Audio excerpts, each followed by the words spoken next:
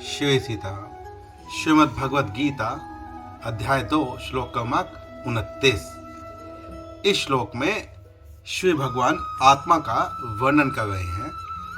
श्री भगवान यहाँ पर कहते हैं कि कोई आत्मा को आश्चर्य के साथ देखता है, कोई आश्चर्य के साथ कहता है और कोई आश्चर्य के साथ सुनता है, परंतु उसके पश्चात भी सभी इस आत्मा को, आत्म तत्व को नहीं जान पाते।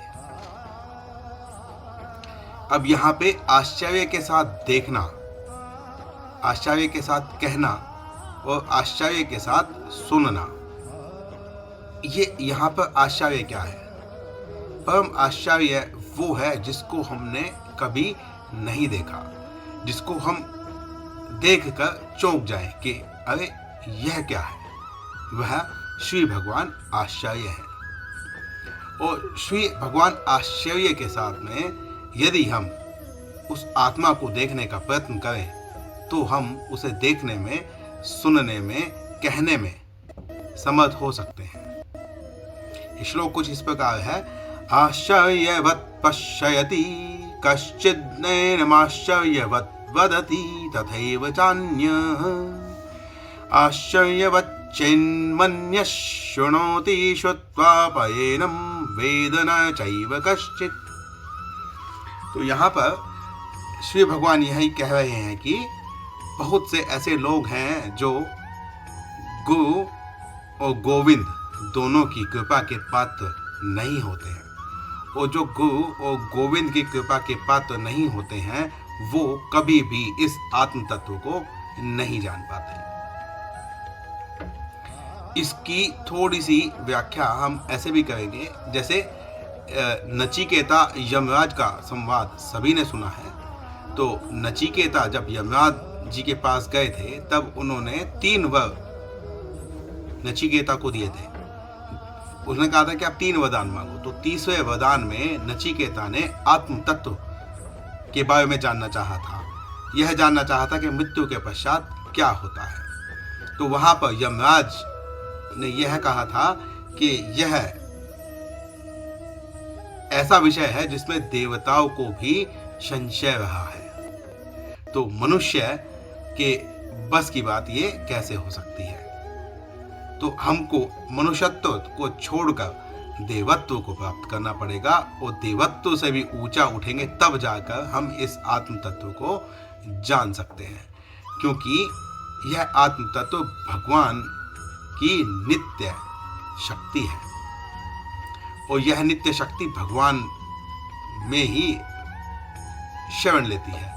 जैसे हम प्राणी आत्मा में शरण लेते हैं, तो जो हम प्राणी आत्मा में शरण लेते हैं, जिसकी हम शरण में हैं, उसको हम पूर्णतः कैसे जान सकते हैं?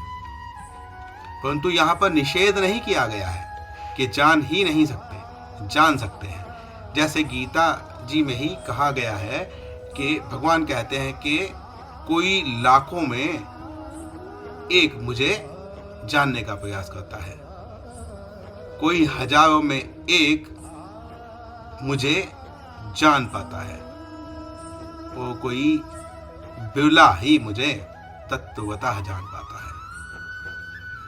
और उसमें से भी कोई बिरला, बिरलों में भी बिरला जिसको हम कहेंगे, वो भगवान की शरणागति को ग्रहण कर पाता है। क्योंकि ज्ञान की अवस्था ऐसी होती है कि कभी कभी ज्ञान होने के पश्चात अभिमान, घमंड भी ज्ञान के साथ में आ सकता है। तो अंत में उस घमंड का भी, उस अभिमान का भी त्याग करके भगवान की शरणागति ग्रहण की जाती है, तब पूर्णतः भगवान की प्राप्ति होती है। क्योंकि मैं किसी को जितना जानने का प्रयास करूंगा, उसके गुण के साथ में अवगुण या किसी ऐसी बात से मेरी उससे असहमति हो सकती है जिससे मैं पूर्णतः उनके प्रति समर्पण ना कर पाऊं। यहाँ हम लौकिक की बात कर रहे हैं। आश्चर्य क्यों होता है? माता तो जन्म लेने से पहले ही बच्चे से के संपर्क में होती है। सबसे पहले उसको जानने वाली माता होती है। सबसे पहला संबंध माता के साथ उसका होता है। परंतु क्या माता भी पूर्ण रूप से अपने बच्चे को जान पाती है? क्या उसके व्यवहार को जान पाती है? नहीं। उसके भविष्य को जान पाती है? नहीं।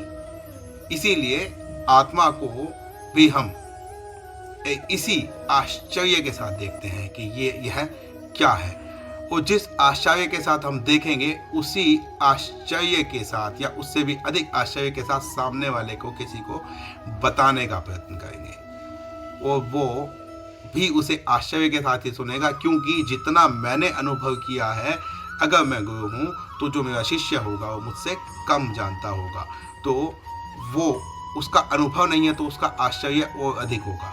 और जो सिर्फ सुनने वाला होगा, जो अनुभव भी नहीं करना चाहता है, जो मुमुक्षु ही नहीं है, वो सुनकर भी शायद उस आत्म तत्व के कुछ अंश को ही जान पाए या शायद ना ही जान पाए। तो गुरु और गोविंद की कृपा होगी तो इसको कोई बिरला इस तत्व को जान सकता है। ऐसे ही अर्जुन ने भी यहाँ पर, जैसे नचिकेता ने यमराज के द्वारा दिए गए सभी प्रलोभनों को छोड़ दिया था, क्योंकि यमराज जी ने कहा था कि पुत्र पुत्र घोड़े हाथी संपूर्ण पृथ्वी का साम्राज्य सब ले लो, पर मृत्यु के बाद क्या होगा, आत्म तत्व क्या है, यह मत पूछो।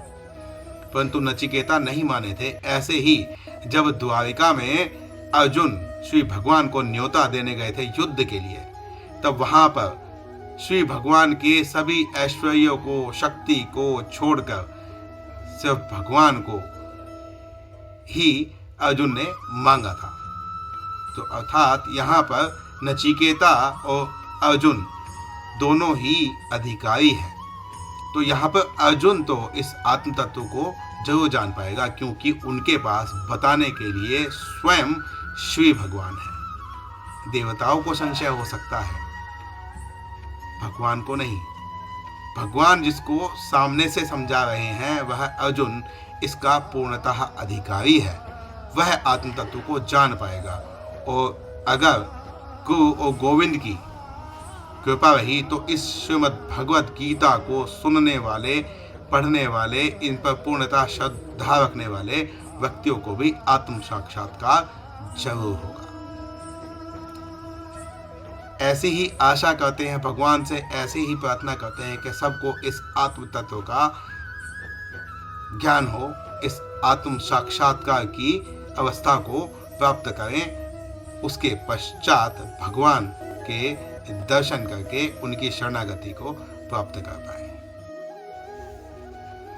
एक श्रुति भी है कठोपनिषद में 2:7, जो श्रुति भी शरणायापि बहव्यो न लभ्यस शृण्वन्तोऽपि बहव्यो यम न विदुः।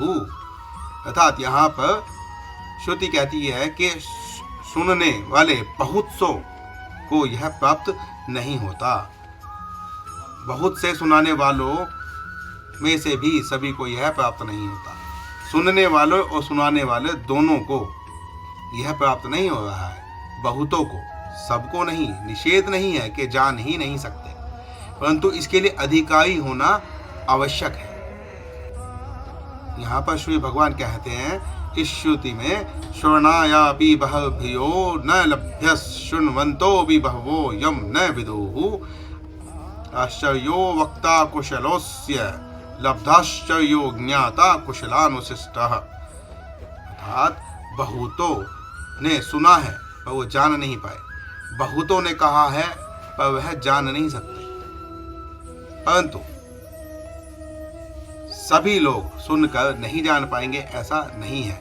जिस पर गुरु और गोविंद की कृपा होगी वो सुनकर भी जान सकते हैं, क्योंकि यहाँ पर बहुतों का कहा है, सबका नहीं कहा है, तो सबका निषेध नहीं है।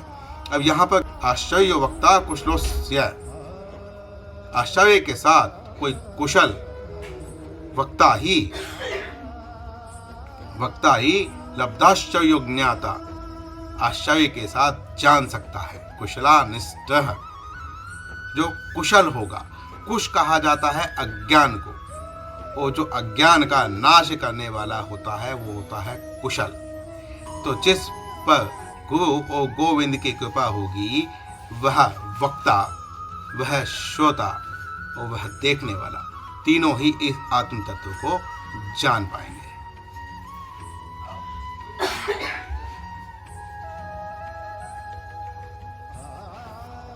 अब यहाँ पर भगवान से यही प्रार्थना है कि श्रीमद् भगवत गीता में आस्था रखने वाले, गुरु और गोविंद पे पूर्णतः श्रद्धा रखने वाले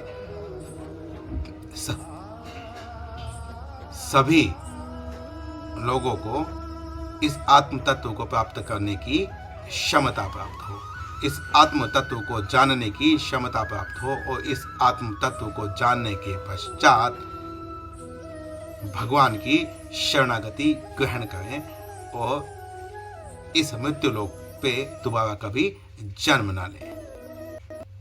शिव सीता।